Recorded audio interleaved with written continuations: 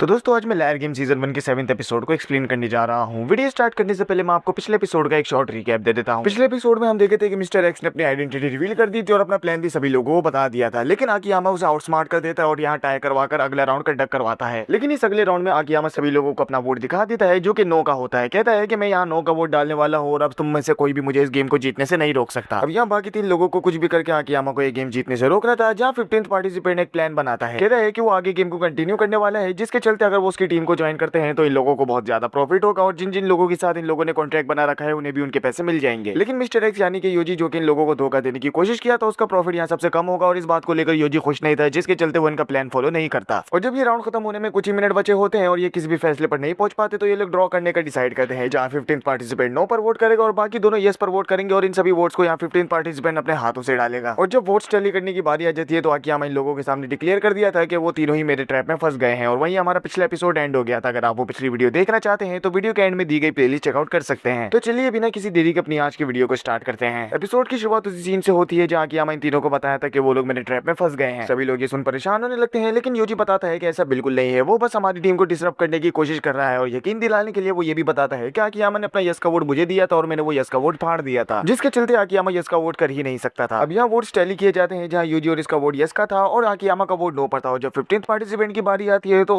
उसका वोट देख ये दोनों शॉक हो जाते हैं, क्योंकि उसने नो की जगह वोट करने के बजाय यस पर वोट कर दिया था, जिसके चलते आकियामा ये पूरा गेम जीत गया है। ये देख दोनों ही 15th पार्टिसिपेंट से पूछते हैं कि आखिर उसने ऐसा क्यों किया, जहाँ वो बताता है कि वो काफी वक्त से आकियामा के साथ मिलकर काम कर रहा था, यानी कि जो भी प्लान 15th पार्टिसिपेंट ने इन लोगों को बताया था वो पूरी तरीके से झूठा था और वो इस प्लान को फॉलो करने ही नहीं वाला था। और फिर ये लोग आकियामा से पूछते हैं कि आखिर उसने कब 15th पार्टिसिपेंट के साथ बात करके उसे अपनी टीम में शामिल किया, क्योंकि उसने तो 15th पार्टिसिपेंट से पूरे दौरान बात ही नहीं करी थी। जहाँ आकियामा बताता है कि जब सेकंड राउंड एंड हुआ था और उसे शक होने लगा था कि इस गेम में 2 से ज्यादा टीम एग्जिस्ट करती हैं, तो वो इस बात को कंफर्म करने के लिए 15th पार्टिसिपेंट के पास बात करने के लिए गया था, जिससे उसे पता चला था कि इस गेम में उसकी टीम को मिलाकर 2 टीम एग्जिस्ट करती हैं। और जब नाव का उसे सुबह फोन आया था तो उससे उसे कंफर्म हो गया था कि इस गेम में टोटल 3 टीम्स एग्जिस्ट करती हैं जो कि सेम स्ट्रेटेजी को फॉलो करके इस गेम को जीतना चाहती हैं। आकियामा को जैसे ये कंफर्म हो गया तो उसने इस बारे में 15th पार्टिसिपेंट को बताया, कहा कि जो भी तुम्हें इस आइडिया को सजेस्ट किया है वो तुम्हारा इस्तेमाल कर रहा है और आखिर में चलकर तुम्हें धोखा दे देगा, और अगर तुम उसे छोड़ मेरे साथ हाथ मिला लो तो मैं तुम्हें और तुम्हारी टीम को जितवा दूंगा। ये सुन यूजी पूछता है कि आखिर वो उस पर यकीन कैसे कर सकता है, जिस पर 15th पार्टिसिपेंट बताता है कि मेरा भरोसा हासिल करने के लिए उसने अपना नेम टैग मेरे हवाले कर दिया, जिस पर उसके 100 मिलियन येन का जेम लगा हुआ है, यानी कि अगर वो मुझे धोखा भी देता है तो इस नेम टैग का इस्तेमाल कर मैं इस गेम से सही सलामत निकल सकता हूँ, वो भी बिना किसी कर्जे के। लेकिन अगर मुझे मेरी टीम को जितवाना है तो मुझे आकियामा का साथ देना होगा और उसके नेम टैग को संभाले रखना होगा, क्योंकि इस नेम टैग के बगैर आकियामा को ये प्राइज मनी नहीं मिल सकता था। और इसी के साथ आकियामा पूरी गेम जीत जाता है, जहाँ वो योजी से वो 100 मिलियन येन का चेक भी वापस मांगता है, क्योंकि उसने सभी के सामने डिक्लेयर कर दिया है कि ये उसने किसी से चोरी किया है और अगर वो नहीं चाहता कि मैं पुलिस को इसमें इन्वॉल्व करूँ तो उसे चेक लौटाना ही होगा। योजी के पास कोई ऑप्शन नहीं होता तो वो चेक लौटा देता है, जिसके चलते उसके ऊपर भी 100 मिलियन येन का कर्जा चढ़ जाता है, जिससे वो नहीं बच पाता। और फिर सीन कट होता है जहाँ आकियामा और नाओ को लायर गेम की ऑर्गेनाइजेशन का मेंबरों ने घर तक छोड़ने के लिए जाता है। गाड़ी में बैठ नाओ पूछती है कि आखिर उसने 15th पार्टिसिपेंट को कितने पैसे दिए, जहाँ आकियामा बताता है कि उसने 1 बिलियन के अराउंड उसे पैसे दिए हैं, जहाँ अपनी टीम में शामिल होने के लिए उसने 100 मिलियन येन अपने भी उसे एक्स्ट्रा दे दिए हैं और जो भी बचे हुए पैसे हैं उनका इस्तेमाल वो अपनी बाकी टीम मेंबर्स को लायर गेम के कर्जे से आजाद करने के लिए देगा। लेकिन नाओ ये सुन शॉक हो जाती है, क्योंकि उसे आधे प्राइज मनी का इस्तेमाल यहाँ अपने आप को गेम से ड्रॉप आउट करवाने के लिए करना था। लेकिन आकियामा बताता है कि वो टेंशन ना ले, वो अपने आप को किसी भी तरीके से सेक्रीफाइस नहीं कर रहा है, बल्कि वो तो लायर गेम के ऑर्गेनाइजेशन के बारे में छानबीन करना चाहता है, जानना चाहता है कि आखिर इस ऑर्गेनाइजेशन को कौन चला रहा है। ओवरऑल नाओ से आगे के गेम में पार्टिसिपेट करने से नहीं रोक पाती और फिर हमें एक हफ्ते बाद का सीन दिखाया जाता है, जहाँ नाओ से रोज कॉल करती है, पर उसके बाद से उसने उसका कॉल एक बार भी नहीं उठाया था। और तभी नाओ के दरवाजे की बेल बजती है, जहाँ वही लॉयर जिसने नाओ को इस गेम में फंसाया था उससे मिलने के लिए आता है। नाओ तुरंत ही दरवाजा बंद करने की कोशिश करती है, पर वो लॉयर बताता है कि अगर वो आकियामा की मदद करना चाहती है तो उसे मेरी बात सुननी ही होगी। नाओ ये सुन उसे अपने घर के अंदर इनवाइट करती है, जहाँ ये लॉयर आकियामा के पास से शुरुआत करता है। बताता है कि वो कौन आर्टिस्ट क्यों और किस तरह बना। बताता है कि जब आकियामा काफी छोटा था तो उसके फादर की डेथ हो गई थी, जहाँ उसकी मां ने ही उसे अकेले पाल पोस कर बड़ा किया है। वो दिन रात मेहनत करती ताकि आकियामा को बेस्ट से बेस्ट स्कूल में पढ़ा सके और आकियामा भी अपनी पूरी मेहनत करके हर एक स्कूल में फर्स्ट पोजीशन लेकर आता है, जिसके चलते बड़े होने पर उसे शहर की सबसे फेमस यूनिवर्सिटी के अंदर दाखिला मिल जाता है और वो वहाँ पर साइकोलॉजी को पढ़ना शुरू करता है। और उसके बाद फाइनली वो वक्त आ जाता है जब उसकी मां काम करने की हालत में नहीं थी, क्योंकि अब उनकी काम करने से तबीयत काफी ज्यादा खराब होने लगी थी। आकियामा कहता है कि अब से उन्हें कोई काम करने की जरूरत नहीं, जहाँ वो अपनी यूनिवर्सिटी को छोड़ कोई अच्छी सी जॉब ढूंढ लेगा। लेकिन उसकी मां कहती है कि उसे अपनी पढ़ाई कंटिन्यू करनी चाहिए, क्योंकि उसने अपने काम के चलते बहुत सारे पैसे उसके लिए बचा कर रखे हैं, जिनके इस्तेमाल से वो ग्रेजुएशन तक अपनी फीस आराम से भर पाएगा। लेकिन बाद में पता चलता है कि ये बात झूठी थी, जहाँ आकियामा की मां ने तो अपने ऊपर काफी ज्यादा कर्जा चढ़ा रखा है। और फिर आकियामा की मां अपनी दोस्त से मदद मांगती है, जहाँ उनकी दोस्त उन्हें एक कंपनी के बारे में बताती है। कहती है कि अगर वो इस कंपनी के मेंबरशिप प्रोग्राम को फीस भरकर ज्वाइन करेगी तो उसकी सारी टेंशनें दूर हो जाएंगी, क्योंकि ये कंपनी जरूरतमंदों को सपोर्ट करने के काम को करती है, जहाँ उसका काम बस यही होगा कि बाकी लोगों को भी यही मेंबरशिप ज्वाइन करवानी है। आकियामा की मां ये सुन काफी ज्यादा खुश होती है और उसे थैंक यू कहती है। लेकिन असल में ये तो बस उसकी दोस्त की एक चाल थी जहाँ वो उन्हें एक फ्रॉड में फंसा दी थी। अकियामा की माँ काफी ऑनेस्ट और ट्रस्टिंग थी, जहाँ वो लोगों पर भरोसा करती थी और इसी जॉब को करने का डिसाइड करके वो बहुत से लोगों को यहाँ मेंबरशिप ज्वाइन करने पर मजबूर कर ली थी। लेकिन ये कंपनी उन्हें सपोर्ट करने के बजाय उनसे और भी ज्यादा पैसे डिमांड करने लगती है, जिसके चलते सभी लोगों की लाइफ और भी ज्यादा बदतर हो जाती है। और जब अकियामा की माँ को सच्चाई का पता चलता है तो वो इस जॉब को छोड़ देती है। लेकिन जॉब छोड़ने के बाद वो अपने ऊपर यहाँ 10 बिलियन येन का कर्जा चढ़ा ली थी और अकियामा को इस बारे में पता ना चले, इसलिए वो सुसाइड करने का डिसाइड करती है, जहाँ वो अपनी जान ले लेती है, जिनके मरने से यहाँ इंश्योरेंस के पैसों से वो अकियामा के यूनिवर्सिटी की फीस भर पाती है। लेकिन अकियामा को जब सच्चाई का पता चलता है तो ग्रेजुएशन के बाद वो इस कंपनी से बदला लेने के लिए डिसाइड करता है कि वो एक कॉन आर्टिस्ट बनेगा, जहाँ वो उस पूरी कंपनी को डिस्ट्रॉय कर दिया था और उसके लिए उसे जेल भी हुई थी। जिसके बाद ही नाओ अकियामा से मिली थी और अकियामा को जरूर नाओ के अंदर अपनी माँ की झलक नजर आती है, क्योंकि वो भी उसी की तरह ऑनेस्ट और ट्रस्टिंग है और शायद उसी के चलते वो नाओ की मदद करने का डिसाइड किया था। और अब क्योंकि उसके सामने उसी कंपनी जैसी एक और ऑर्गेनाइजेशन सामने आ गई है जो कि कमजोर लोगों की ऑनेस्टी का फायदा उठाकर उन लोगों पर कर्जा चढ़ा रही है, तो वो इसे चुपचाप बैठे नहीं देख सकता और इसलिए वो डिसाइड किया होगा कि गेम को खेलकर ही वो इस ऑर्गेनाइजेशन के लीडर्स का पता लगाएगा और इस पूरी ऑर्गेनाइजेशन को अंदर से ही डिस्ट्रॉय कर देगा। लेकिन ये बिल्कुल भी आसान नहीं होगा और फिर वो नाओ से पूछता है कि क्या वो अकियामा की मदद करना चाहती है, जिस पर नाओ हाँ में जवाब देती है, जहाँ वो बताता है कि लेयर गेम की ऑर्गेनाइजेशन का एक और राउंड कंडक्ट किया जा रहा है, जहाँ पर सेकंड गेम के दौरान जो लोग हार गए थे उन्हें वापस से मौका मिला है अपने ऊपर चढ़े कर्जे को कम करवाने का। लेकिन नाओ जिसके ऊपर कोई कर्जा नहीं चढ़ा है और उसके पास 40 मिलियन एक्स्ट्रा भी पड़े हुए हैं, तो वो इन पैसों का इस्तेमाल कर इस गेम को आराम से जीत सकती है। नाओ ये पार्टिसिपेट करने से डरने लगती है, जहाँ लॉयर बताता है कि ये काफी आसान गेम होने वाला है, क्योंकि इस गेम में वो लोग पार्टिसिपेट किए हैं जो कि ऑलरेडी हार रखे हैं और हारने वाले लोगों को अगर जीतने का चांस देना है तो उन्हें एक आसान सी गेम खिलानी पड़ेगी। और अगर नाओ उस गेम को जीत जाती है तो प्राइज मनी में मिले पैसों का इस्तेमाल कर वो अकियामा को इस गेम से आजाद करवा सकती है। नाओ समझ चुकी थी कि जो 40 मिलियन येन उसके पास पड़े हुए हैं उन्हीं का इस्तेमाल कर वो इस गेम को जीत सकती है। लॉयर बताता है कि ये गेम 3 दिन बाद कंडक्ट किया जाएगा और वो उसे इस गेम का इन्विटेशन कार्ड देकर यहाँ से चला जाता है और फिर हमें 3 दिन बाद का सीन दिखाया जाता है, जहाँ नाओ उस जगह पर पहुंच गई थी जहाँ ये रिवाइवल राउंड कंडक्ट किया जाएगा, यानी कि वो इस गेम में पार्टिसिपेट करने का डिसाइड कर चुकी है। वो एक बॉलिंग आर्केड के अंदर आई होती है, जहाँ लॉयर उसका इंतजार करता है और एक आदमी से कहकर उसे वेन्यू के अंदर छुड़वाता है। और जैसे ही नाओ अंदर पहुंचते तो उन्हीं लोगों से मिलती है जो कि सेकंड राउंड के अंदर हार गए थे, जिनमें यूजी भी शामिल था। यूजी नाओ को देख समझ पाता है कि शायद पिछले गेम में किसी ने उसे धोखा दे दिया था, जिसके चलते वो पिछला गेम हार गई और अब इस राउंड को ज्वाइन करी है। और तभी लोगों की नजर टीवी पर पड़ती है, जिसके थ्रू यहाँ होस्ट इन लोगों को गेम के रूल्स एक्सप्लेन करने लगता है। होस्ट के कहने पर सभी लोगों को यहाँ एम टिकट्स दे दिए जाते हैं। एक तरीके से ये चेक थे जिनकी वैल्यू यहाँ 100 बिलियन येन के अराउंड थी। होस्ट फिर इन लोगों को बताता है कि जिस गेम को हम यहाँ खेलने वाले हैं उसका नाम है डाउन साइजिंग गेम, और जो 9 लोग इस गेम में पार्टिसिपेट किए हैं उनमें से सिर्फ एक ही इस गेम को हारेगा, जहाँ बाकी 8 लोग इस गेम को जीत जाएंगे और अपने कर्जे को माफ करवा कर आगे मूव कर पाएंगे। और इसी के साथ डाउन साइजिंग गेम स्टार्ट हो जाता है, जहाँ अगले सीन में हम अकियामा को देख पाते हैं, जिसके पास 3 दिन से नाओ की कॉल्स नहीं आ रही थी। उसे यहाँ टेंशन होने लगती है, समझता है कि शायद उसके साथ कुछ तो गड़बड़ चल रही है और इसलिए वो उससे मिलने का डिसाइड करता है, जहाँ हमारा ये एपिसोड यहीं पर एंड हो जाता है। अब इस एनीमे में आगे क्या होने वाला है वो आपको अगली वीडियो में पता चलेगा। बाकी वीडियो अच्छी लगी हो तो लाइक जरूर कीजिएगा।